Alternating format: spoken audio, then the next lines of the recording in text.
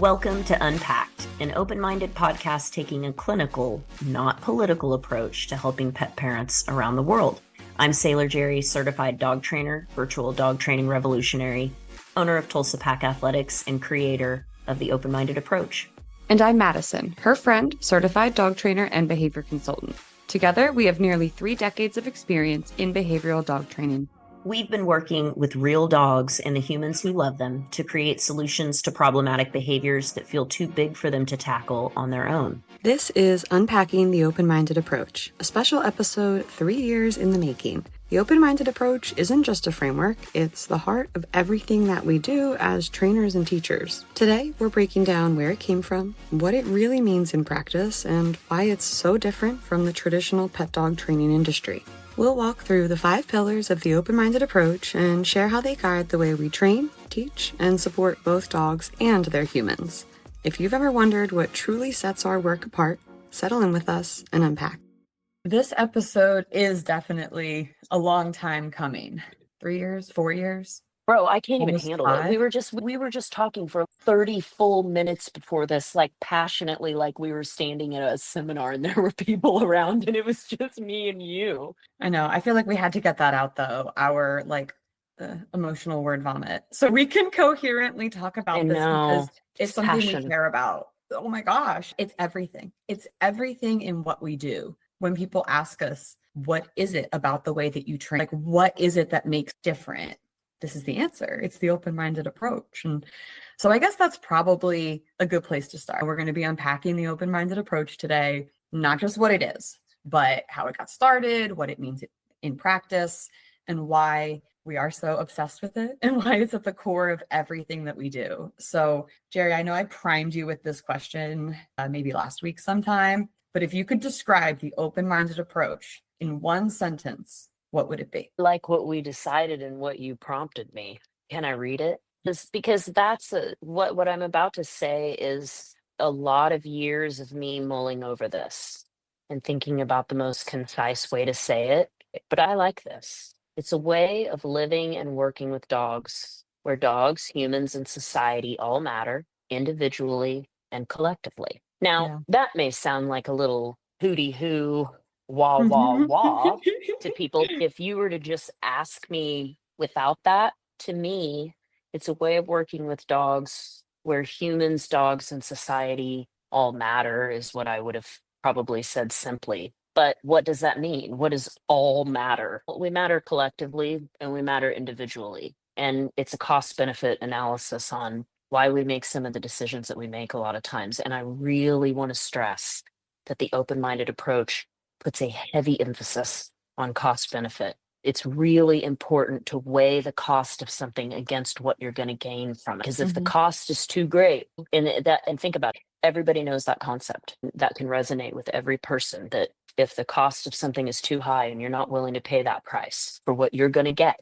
you really got to think about what you're doing, because you're walking into a mistake somewhere and it's going to hurt somebody. It might be your dog. It might be a human being. It might be just society in general, because we collectively make so many yucky decisions that now we're all hurting. I think it's also worth mentioning here that Jerri and I are both values-led people. And so this is not about sacrificing your values for the sake of compromise. We actually believe in being values-led all the time.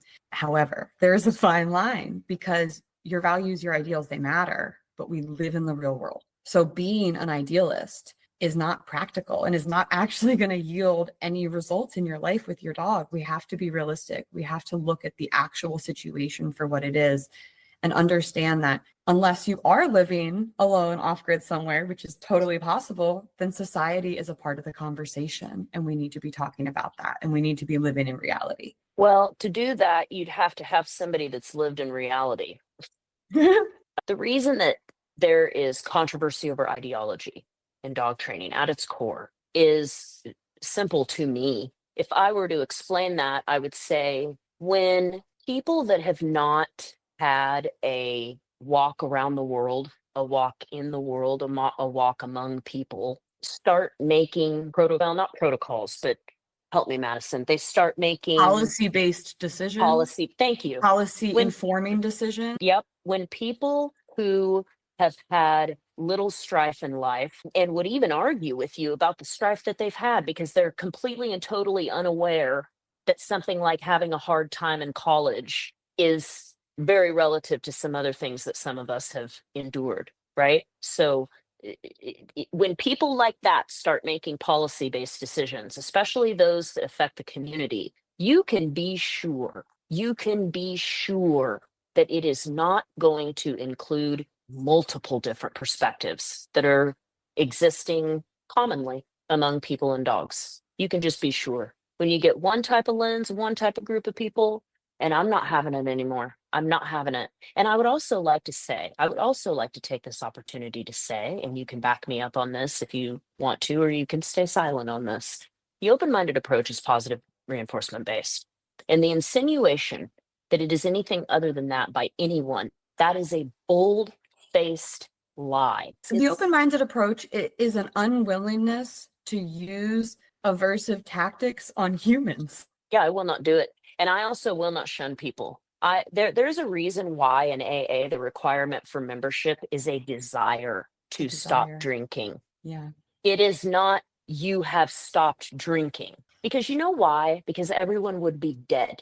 That's why. Everyone would be fucking dead. And what good are we going to do there? So it's, do you have a desire? I can't tell you. I've been drunker than a skunk, drunker than Cooter Brown in meetings. And they had to put up with that shit. But you know what? I came back and I wasn't drunk. And I remembered that even in some of my worst, most disgusting moments, in my most horrible choices, those people had compassion for me. Those people had compassion for me and remembered what it was like to be like that and to not be able to even understand what you're doing or why you're doing it. You only know what you know. It's not that much.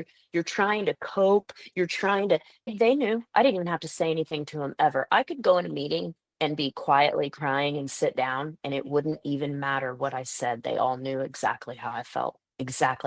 So that is what is missing, because dog training has either become very academia driven clinical sterile or because especially in the behavior side. Absolutely. Yeah. And there's some great people in canine behavior. I want to say that there's some great people who are incredibly educated and many of them very experienced. So I don't want to say that they're not there. I'm glad that they're there and I would encourage them to please stay. But the barrier to entry is low for dog training.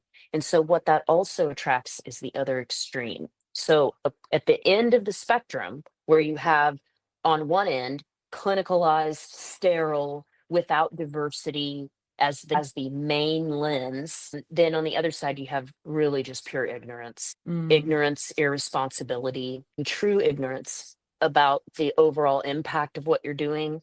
Reckless ignorance. Reckless ignorance. Well-intentioned, right? Mm-hmm. Yeah, I think most of the people that work with dogs, for whatever reason, have a special place for dogs in their heart. To say that the man that backyard breeds, that I love dogs more than him and I can prove it, that's, I don't know what's in his heart. And I don't know what he's gone through. And I don't know why he's made that decision to continue to breed dogs. It may be the only thing that he has in life. And he has no idea of the overall impact of what that is. And the only time that he does hear about anything is from angry groups of white women screaming about backyard breeding. Yeah. And he just doesn't listen to that. Yeah, he doesn't listen to that because why would you? I don't listen to that either. So it's just you have to have been around so many different kinds of people. And I think also more than that, you have to have been many people. Wow. You have to have really been a lot of people. That's why I try to show people I'm not just flippant and doing all these different things and that I am all these people. They are all me. And I hope that in seeing that, you have permission, or you feel permission now, as the saying goes, for Marianne Williamson, for you to do what you want to do and you to shine your little weirdo ass light like I'm shining mine over here. That just That's like what it really hit is. home for me. That was really beautiful. I feel like you've been many people too. I feel like Denise Fenzi's been many people. Resonated with that. I'm ready to be a new person every day. I'm a Scorpio. Every day, baby. Every day. I'll look at something I said 6 months ago and I'm like, you're so dumb, Jerri. Why did you say that shit? God. Because I'm new. I'm new all the time. And keeps you humble. neither one of us are. It does. And it does. And it's so funny. So it's fun. So funny. It can be fun. I just love not taking myself seriously. Now, watch out. I can make fun of myself all I want, but if you make fun of me, we got to be really close. What I want to talk about, if I can ask you about this concept that you and I have been kicking around a little bit, and it ties into this, of the dog training industry versus viewing dog training as a profession and kind of viewing it as this commodity, and sort of the issue there in not seeing it as the craft that it is, and what was the impact and how that hit you and also helped inform the open-minded approach. First of all, I want to give credit to that, where that came from when I said it, and that was Daphne Mendoza, who is one of the most wonderful. We're going to be having her on for valuable to talk about unpacking community. Yeah. She's a real community leader. That's what she is. Real community leader with a real experience. And if we are not listening to people like that, we're failing as a species. We're failing in this profession. If we don't uplift them and hear what they're saying and put their suggestions into action that we agree upon, that are, okay, we like that. Let's go. Let's try that. Then we're failing. We're failing in this profession. So that's where that came from.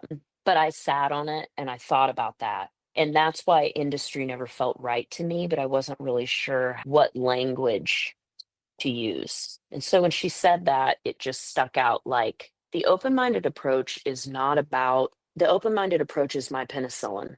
Yeah. I don't need a patent for it. I don't need a copyright for it. I don't need to, oh, I did this and now I'm going to make money off of it. It's like the open-minded approach is my humble gift to the world. Don't know how to explain that. It's my piece of art. It's not for sale. It's not to buy. Anybody can learn about it. Why we're teaching it right now. Like, please anybody just can come learn and about watch and you're going to learn about it. Yeah. Now, if you want to work with me one-on-one and have me mentor you in this, but that's totally different. But all of it is available to learn and understand literally for free on the internet. If you put all the pieces together, I'm sure you could get every single thing for free. This is my thing, is I know how stuff gets changed. Certain people know how things get changed in policy. I know how things get changed on the streets. I know how things get changed in pop culture and in practice. Yeah. So that's where that, okay, if I listen to my mentor and friend that is a community leader saying to me, I'm going to change the language of me saying something. And here's why. It's my job with the platform, with the biggest reach, with this concept.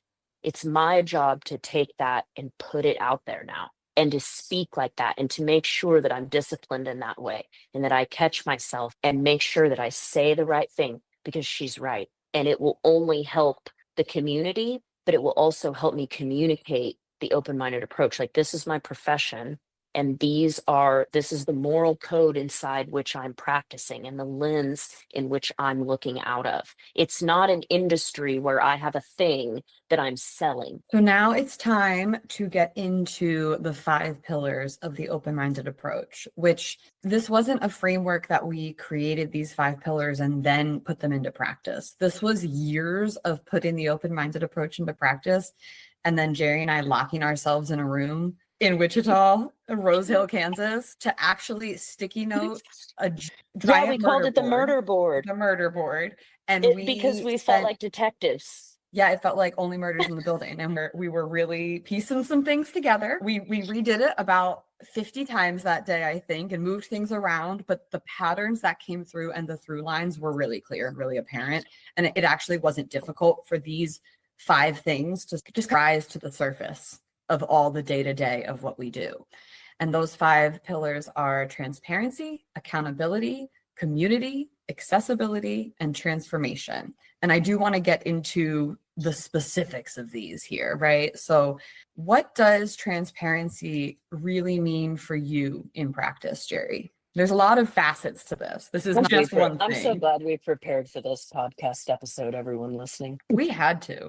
We really did. The culmination of everything from the last like I'm 3.5 years. so happy. Yeah, I'm just so happy to have thoughtful answers to this that we put time and effort into. I hope that everyone receives it that way. Just makes me happy. So transparency started because of the board and train problem. The whole concept, I think any of us could agree, regardless of whether we do board and trains or not, is that it is a environment and a setup to a situation that is ripe for misuse and abuse by people that either don't know what they're doing or what. I don't want to make this about demonizing other trainers. So it led me down the road of what is it about that situation that for some trainers goes really well and for some goes really poorly. And some of the things that I came up with were a lot of the trainers that do board and trains well. They have cameras. There are ethical board and train. Yeah, they have a lot of contact with the family. They're just your basic, obvious green flags of, hey, I have your dog and I said that I was going to train it. Just the things you would want to see. You'll see that really from them.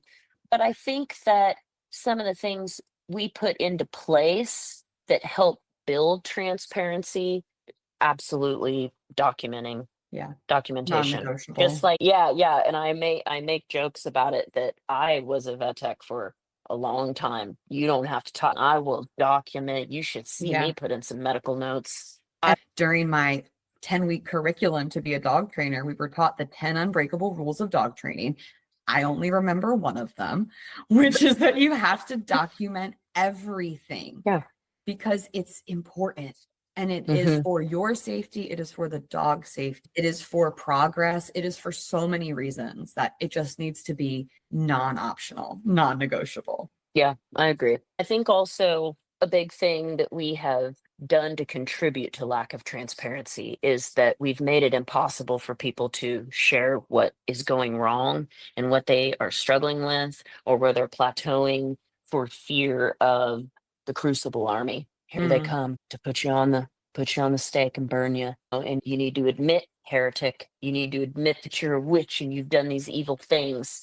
It's bizarre. And so it's made people afraid to be honest. It's made people afraid. And you guys, I just want to stress this. However bad it has gotten for you on social media and whatever that little situation was that was hard for you, please hear me when I say, I know what you're talking about. Times that by about 1 million and then times that by 5 years. And that's how it feels to be. I don't know how it feels to be like an influencer or whatever in the other world, but that's what it feels like to have a large platform as in dog training, especially as a Black woman. You just attract a lot of people saying a lot of really weird stuff to you. That's why I push so much that piece that the open-minded approach is about a non-judgmental environment, come as you are. Yeah. Because I am not interested in helping people that are perfect.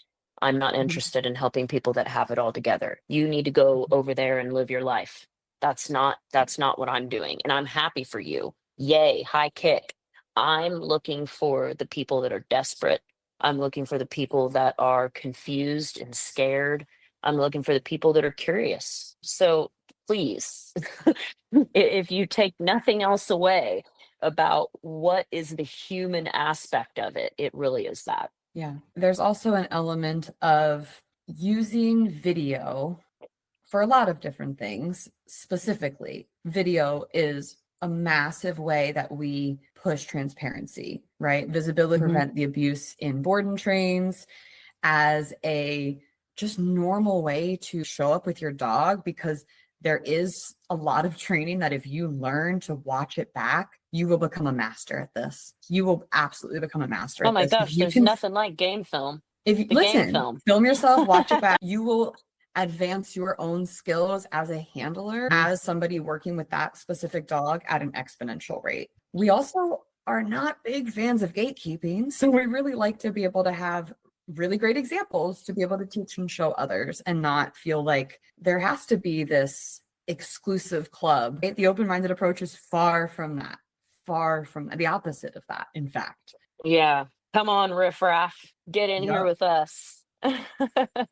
So the next pillar is accountability. And I do think that accountability maybe can get a little bit complicated, but maybe not. Maybe at the end of the day, it's very, very simple. But it's not maybe just as simple as you show up and train your dog. It goes beyond that. So what would you say are some of the most important layers to this? Because the transparency piece is really about us as professionals, and this accountability piece is really for the pet parents. And we do ask our clients, you and me, Jerri and Mattison, we ask them to come to the table with a high level of accountability. Otherwise, it's probably not going to be a great fit, because this process, while incredibly effective, it requires accountability. So what is the most important piece of that? And then what are the other layers underneath of it? The number one most important part is not living in delusional land, not living in delusional land about your dog. Don't want a Labrador life with a healer, those kinds of things. So what type of genetics does your dog have? That if you're not thinking about that, you're not living in reality. Do you have small children that run around your home, and is that acceptable in your home? It might be. It might be acceptable for a lot of people to come in and out of your house. You might not have a house like that. You might, if you want to go and get a Great Pyrenees, I would suggest that you not live in a busy house where random small children or adults walk into your house at any hour of the day. You know, that a lot of people have houses like that. I have a house like that. Yeah. Just people just walking in. And that's the way that I want my house to be. So you have a dog comfortable with I have that, a dog that's very friendly to people. Yep. Yeah, bullies are great for that. If you teach them what's going on and you take the time, they're actually really great because they like people. Very, very once social. once they know somebody, they may not, depending on your dog's personality, but it's not the same as if you have a German Shepherd and you want random people to be able to come in. That's not. So I see a lot of that. I know you see a lot of that too, but just don't delude yourself about something and think that that you're going to figure it out or your virtue is going to solve the problem. It's not. And a lot of the things that we make mistakes about are because of extreme incompatibility. Yeah. But then we acknowledge it, we're aware of it, but we don't take the action steps to change it. We just learn to live with our expectations, and we learn to live with the incompatibility. And a lot of times our lives and our dogs' lives get smaller and smaller. Yeah. A lot of resentment, a lot of frustration. It's hard to have a healthy relationship when you're totally incompatible and you don't know how to close that gap any at all. Can be done. There's lots of room for compromise with incompatibility. That's true. I would say I heard someone say once that compromise means that both parties have to give something up. Yeah. So she said workability. Is there workability there? Meaning, is this something that can budge and change a little? Or is this something this is something fixed? We can't change it no matter what. Like something fixed in Enzo is the twirly mouse problem. It's not, it's a little workable, meaning I can do things like learning how to manage arousal, prevent things from happening. It's a fixed thing. You can't teach them to not care about squirrels. Yeah, it just is. So I think that it's important to know that. So you said something. You said it's not just about showing up every day. Consistency has a lot of components to it. Yeah. I think honesty is the biggest part of accountability, actually. I agree. To the listeners, the hardest thing a human being will ever do is be honest with themselves. Really, to be honest with themselves and to forgive themselves as a person among other people. Some people are not even aware that they need to do either of those things. And it's so painful for them to be honest with themselves. They'll hang on to behaviors that don't serve them and that don't serve their family and don't serve their dog, all out of not wanting to be honest with themselves. It is such an infamous condition in human beings that there's a phrase in AA about it, in the big book about it. It's shocking to me. Rarely have we seen a person fail that has thoroughly followed our path. Those who do not, cannot, or will not be honest with themselves and seem to be like something I'm paraphrasing now, but seem to be like constitutionally incapable of doing so, like to the point of where they'll die. Yeah. So I know that it's not just drunks that do that. It's human beings that do that. And so the biggest part of accountability is just, it's okay to be honest with yourself. It's okay if even the answers that you find are like, oof, Yeah. big deal. That happens a lot. Big deal. Yeah, big deal. It allows you to take responsibility without feeling shame for yourself. You don't need to feel that's the other thing. You don't need to feel ashamed of yourself for working on something. Working on something doesn't mean you're going to be perfect. I think that this is one of the core elements of trying to dismantle how deeply woven in the savior complex is within our profession. God, I just want to bash my head into a brick wall. People have unfortunately bought into the lie that they are not enough for their dogs. And you are. Like, everyone is. I am not special. I learned a lot and I've practiced a lot, and you can learn a lot and practice a lot too and get there with your dog. Everybody can. And that's what this is all about, is everybody being welcome and being welcome as they are, as long as you're willing to take accountability. Yeah. The savior complex is a deep topic. It's a deep topic. And a real problem. And it's such a problem that a lot of the things that I have to say about it are so controversial that it'll probably take I'm going to have to say them, and then it's probably going to take another year for people to be like, they'll start saying it, and then I'll have one of those moments where I'm like, I said this a year ago and everybody was rude to me about it. Like, I just started. The savior complex is a construct of Western society, and that's what I'll say about that. If you want to know more about that, I would encourage you to just look for yourself and look for where the origins of that are, and think on that. How might this apply to the dog world, in particular, to rescues? Can I see any comparisons here? Use your own critical thinking skills and see what you think about it. But the savior complex and saving something and rescuing something, that your nobility stops there. If that's what's happening there, and for whatever reason, and I love people to rescue dogs. Please keep rescuing dogs. They need you. I'm a rescue dog myself. Little rat-a-tat from down in Georgia snatched me up. I was running around on the streets. I wasn't. My parents adopted me though. And as a baby, before I could run, or I would have been out there causing problems and wreaking havoc. But the decision, however you end up with your dog, is how you end up with your dog. And then the playing field is once again even. Everything's cleared out. Everybody's all on the same level ground, because we all have a responsibility after acquiring the animal in whichever way we did, to help it not only domesticate to society, because that's what we have to do, build a relationship, and to learn what it's like to, the way I think about it is, commune with an animal and make that animal want to be with you, want to spend time with you. How fucking cool. I look at Enzo, he's like a big giant tiger. And every time we're walking in public and he's just right beside me, and I just feel so cool. It's not because I'm like, think it makes me look tough. It's not because of that. It's because of Princess Jasmine. And that's a problem that we all have, which leads me to my next point.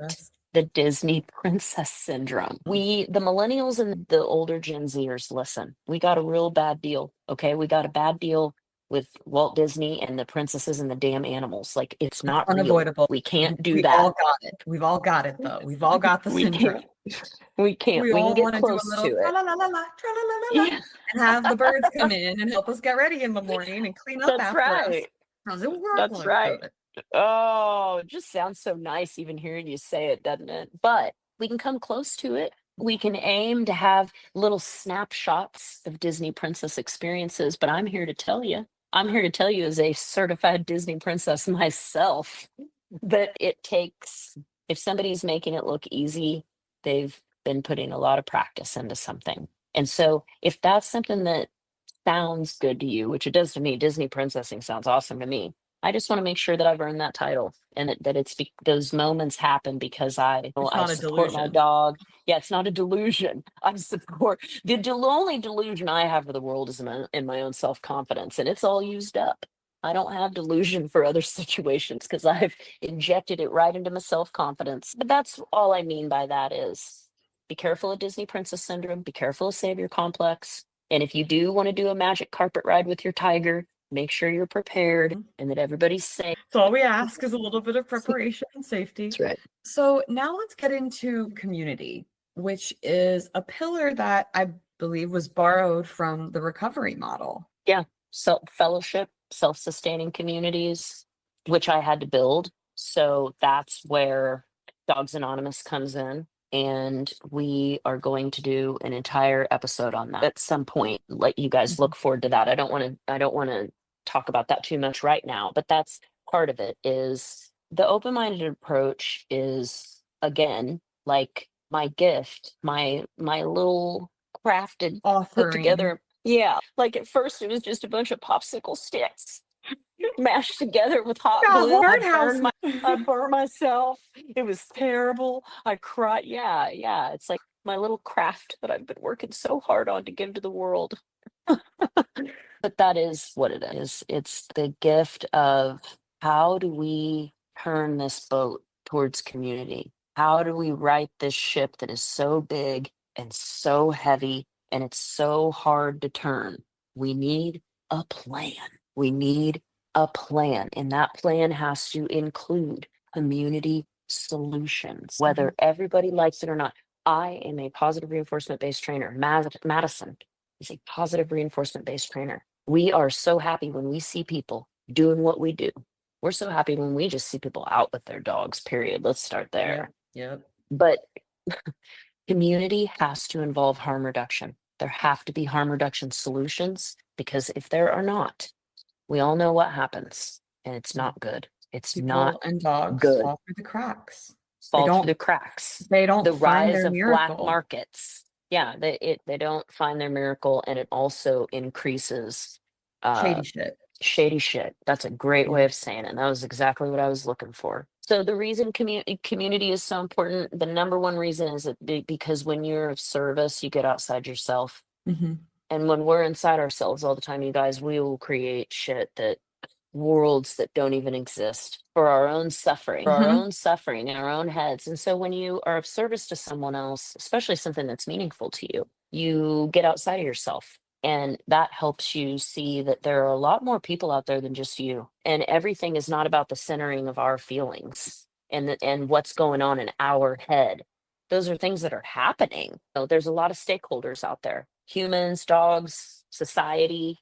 We can't just be dog focused. We can't just be human focused. We can't just be fuck all the dogs. There's no more dogs allowed. Ban everything so society is safe. We can't be just society focused. It's a complicated, layered thing, but it doesn't have to be. It just takes the right minds getting together to come up with some solutions. This type of stuff is rooted in a way, in many ways, in recovery, because it's principles before personalities. So you learn that a lot of stuff that you have in your head is you just taking things personal, and you just not liking something that somebody's doing or saying.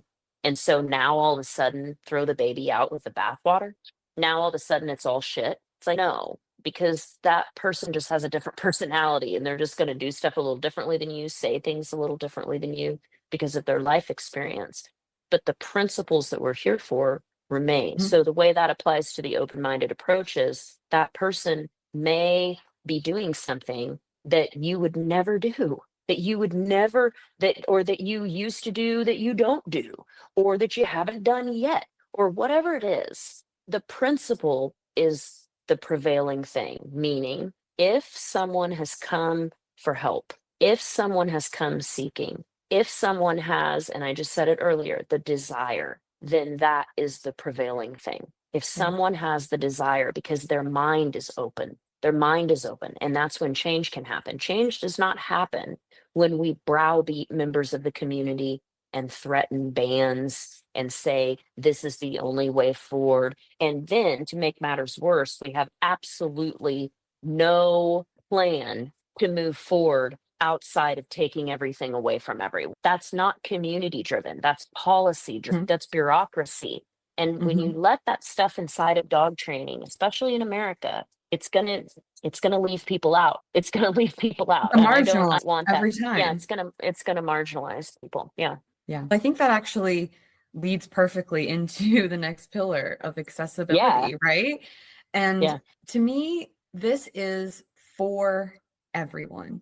And when we say that, this is for everyone. We really want to mean that. And some of that was intentional. And some of that was a wonderful consequence of us developing this delivery format over the last couple of years.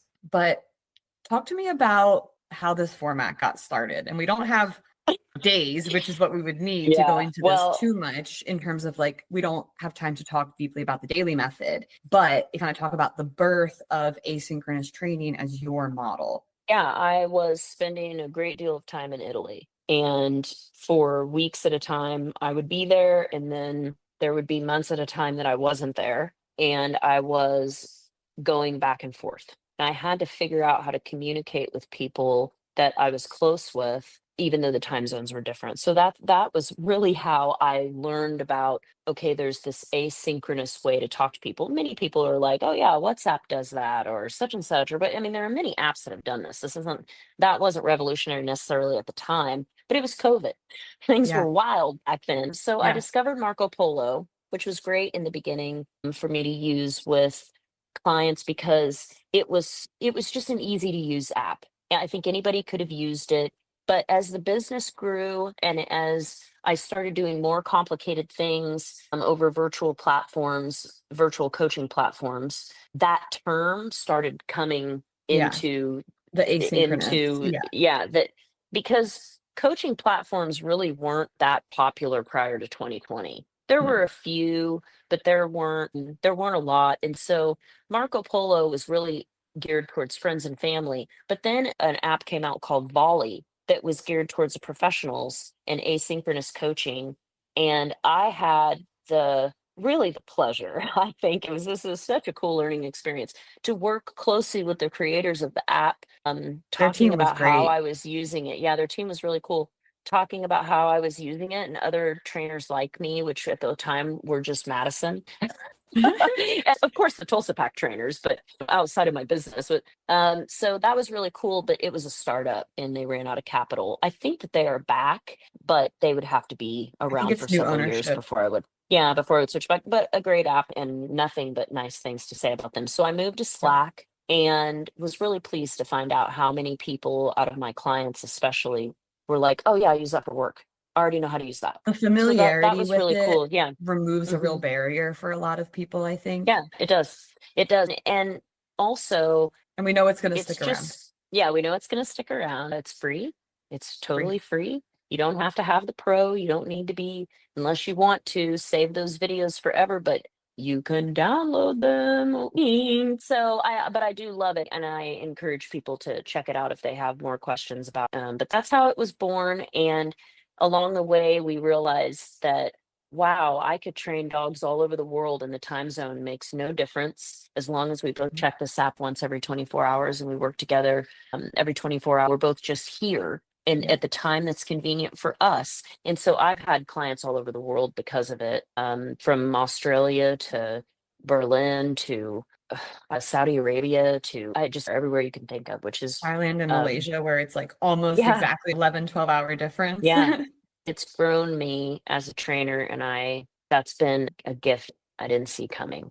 I didn't see that coming, and I like that. I also noticed along the way that the people that followed me in the deaf community were like, your stuff's really accessible to us. You caption everything.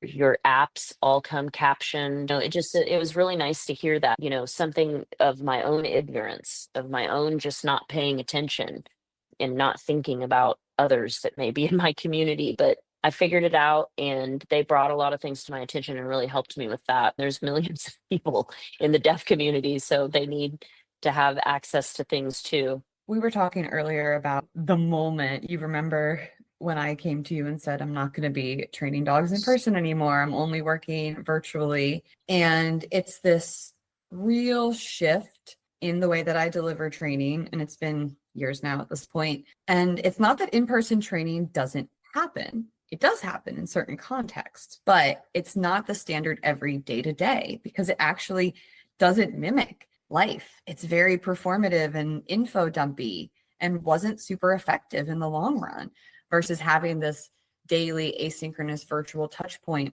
and knowing that the traditional training models leave people out. We've constantly referred back to the single mom in the city with a puppy. So what's she going to do? Get a babysitter, get on a city bus with her puppy, and go to her local pet store to do classes? That's not practical in the slightest. It's not meeting people where they are. And on top of being able to meet people in a better way, we're also able to, I think, serve certain challenging behaviors in a really beautiful hybrid format. And I think of stranger danger dogs, right? Of how many dogs have been not even flooded, but triggered at their first session because they weren't ready. And this allows us to get dogs ready for the work of behavior modification in a way that we never could if our mere presence was going to send them into a state where they could no longer learn. Dogs were not learning. We can find ways for those dogs that are easily overstimulated to learn at a very, very fast rate, and at the same time be building trust and partnership with their person, as opposed to stress on both ends. No, I think it's revolutionary.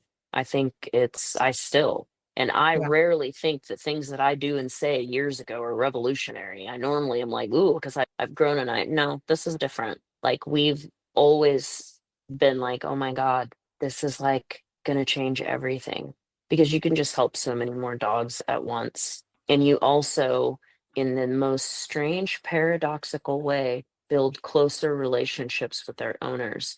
But you have to not want to be hiding from yourself. And a lot of dog trainers want to hide from themselves. If you want to hide from yourself and it's hard for you to talk to people, this is not the approach for you. You're welcome here. I hope that you come and learn, why, because I don't want to exclude anybody, but it will be a struggle for you. Being seen. Yeah, like this is privately, this is a place where privately, we're working in a one-to-one private channel, and nothing has to be shared publicly. Both of us have the utmost respect for privacy, but part of showing up is being willing to be seen. Yeah. And we work really hard to create a safe space for that. Yeah, I think it also, because we do create that safe space, I'll show people. Just the other day, a client was apologizing for something in her house. And I walked right over to the biggest stain on my floor that's covered up with a rug and flipped it back off the thing and was like, and this is here because there's a giant stain on my floor. I don't care about any of that. I don't care about judging you. I don't care about any of that. If I see something that's real wacky, trust, I'll say something. But it's not about that. Non-judgmental. Yeah. So let's get into the last pillar, which is big, massive. This is something that I think we're both just deeply connected to, the concept of transformation, right? Always ready to become a new person. Addicted. Yeah. Obsessed with transformation. Obsessed, yeah. But not through traditional obedience training. That's related to dogs generally. We see a different path to transformation that does not rely on traditional obedience. It doesn't rely on punishment, physical punishment. I think that a lot of working with a dog is actually animal husbandry, and everybody wants every moment with their dog to be so fucking magical, and it's not. It's just not. This is the dark side of the Disney princess syndrome. That's right. Sometimes when I'm out on a walk with Enzo, I'm doing husbandry. I don't want to be out there. I have 15 million other things to do. But in that moment, I'm doing really great animal husbandry. I'm making sure that his needs are met and that he's taken care of. And he has what he needs, and then I can move on with whatever. That's a lot of it. Is that, can we get back to that? Can we get back to, I said I was going to keep this creature, and I was going to look out for him or her, and I was going to do right by them, and I was going to make sure that they're good, not just in whatever delusional land that I live in, where merely my presence is enough, but to actually really find out, who is this little creature? Who is this little creature, and what does he need for me to take care of him? It's hard for people to see it with dogs, but when you have horses or livestock, when you have an animal that isn't designed to want to be just your companion or to work so closely with you as we do with dogs, you start to see that a lot of the stuff that you do with them and a lot of the way that you build a bond with them has nothing to do with when you're riding them or when you're working with them. It's the little quiet decisions. It's those little moments where you bring your grooming bucket out and you set it down and you choose to go over to your horse and stand really quietly and pet them. It's where they get to learn about who you are. Who are you? Yeah. But we don't think about it like that. We think about it like, I need to transform this dog. I need to fix this dog. I need to make this dog. And it's like, that's not really what's going on. It really isn't. Is you're learning how to care for the thing that you promised you would care for. And there's a lot of stuff involved in that, but I would just really like to see us get back to putting animal husbandry at the center, because I think it would make the process of letting go of that old fallacy that obedience is the way to things. And it would open the door for more people that felt that they weren't competent in that area, or that they didn't have a lot of experience with obedience. It would allow room for them to feel like they could come into and learn some things. And I know that you've said on multiple occasions that that is just a really important quality for people to come in with, is the curiosity, again, the word desire, the desire to learn, to really already acknowledge that there are things, there's information that exists out there that you don't yet have that could change everything, and being curious, but then also looking at your dog with this wonder, right? With this curiosity and awe and wonder of this creature that I'm, like an animal that I'm literally living my life with. And there's a reverence there that maybe we could go back to a little bit more. Yeah, it'd be nice. It'd be nice to see. And the daily method at its heart is not about more work necessarily, but this is about I forgot the way that you said it. This was years ago at this point. The difference between weekly and daily. If you work something weekly, you're going to get weekly results. If you work something daily, you're going to get daily results. And it's that 1%. It's that 1% better every day. I think that comes down to standards. People have different standards, and some people are wanting the standard of someone that works daily. They want those results, and they're really not holding that standard. They're doing a weekly standard. They're doing that. It's important. Like, you're going to get out what you put in, and it's much easier if you put in a little bit every day that you're sure you're going to do, that you're sure you're going to get most of the time, 80 to 90% of the time. You can have bad days, but whatever. It's so much easier, you guys, to make changes. Yeah. Hear me, people. It's so much easier steps. to make changes. That's our theme this year, right? Measured steps. Small measured steps will get you there. So now let's zoom out. That was a lot of details. If you could sum up in a couple of sentences what it actually looks like to be in the day-to-day of a client who is working through the open-minded approach, could you describe what that looks like? Like a person in rehab or person that's new to recovery. There's just with so a sponsor much that they're talking to every day. With the sponsor that they're talking to every day. I'm not a big fan of rehab. I'm a much bigger fan of, but I think people get sober how they get sober. So I don't want to, but it's very much like immersion, like learning a new language. So you'd have to be immersed in it. Learning a sport, you'd need a reasonable degree of immersion where you're doing it every single day. An intensive, yeah. Yeah, so that's what it feels like. Like a recovery intensive. Yeah, with a lot of support. With a lot of support. It's the same as me dragging my trash bag full of items into the detox. Here we are. I can't do this anymore. I need help. I cannot live like this anymore. I need things to change. I need to change. That's what it's like to work with me. That you're at that threshold. Now, I love people to come to me before they get to that desperate point. Right. But I also know how people are. I'm a people, and we don't do that a lot of times. We wait until we are worse for wear and we're at some kind of rock bottom. And then the gift of desperation comes upon us, and we're willing to step out and say, I need some help. So that's where people find themselves. What it's like to work with me on a day-to-day basis, I hope, is like learning a new language. I hope that it's a little challenging. I hope that it's fun. I hope that you're inspired to go out and speak it. I hope that you want to learn more when we're done with our time together. I hope you feel relief that you made the right decision and you picked the right person to help you. And I hope you feel hopeful and confident to move forward with those skills.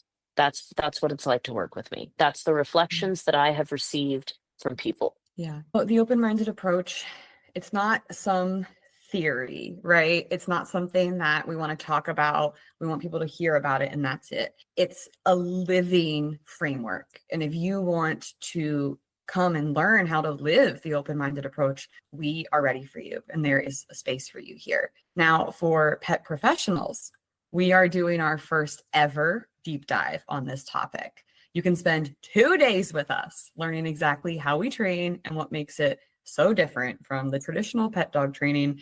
and also what makes it so incredibly effective. You can join us on October 18th and 19th in Cork, Ireland. Tickets are on sale now with payment plans available. Click the link in the show notes.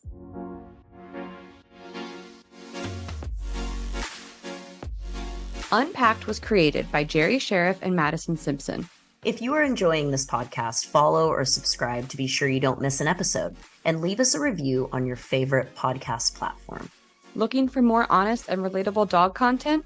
Check out our sister podcast, Straight Up Dog Talk. See you next time.